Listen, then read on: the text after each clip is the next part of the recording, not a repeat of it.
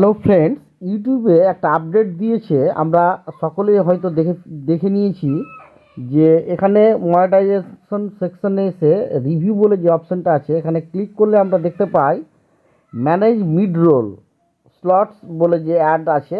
অ্যাডের ব্যাপারে এখানে কিছু বলতে চেয়েছে ইউটিউব। তো এখানে কি বলছে এটা আমরা নিচের দিকে যে লেখাগুলো লেখা আছে এখানে ক্লিয়ারলি দেখলে বুঝতে পারবো।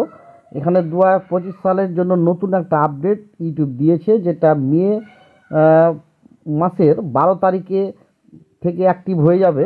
তো নিচে যে পয়েন্ট দুটো দিয়েছে যেটাতে ক্লিক করে আমাদের সাবমিট করতে হবে, সেটা প্রথমটাতে দেখলে আমরা বুঝতে পারছি যে turn on automatic ad slots in addition to your manual ad slots recommended লেখা আছে।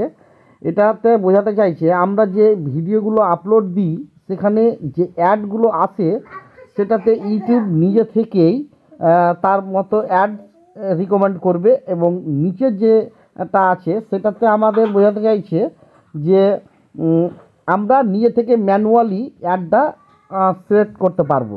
তো আমাদের প্রথম যে অপশানটা আছে, রিকমেন্ডেড অপশানটা আছে, সেটাতে আমাদের সিলেক্ট করতে হবে। তাহলে ইউটিউব নিজে থেকে আমাদের ভিডিওর কোনখানে কমফর্ট হবে অ্যাড, সেটা ইউটিউব নিজে থেকেই লাগিয়ে দেবে।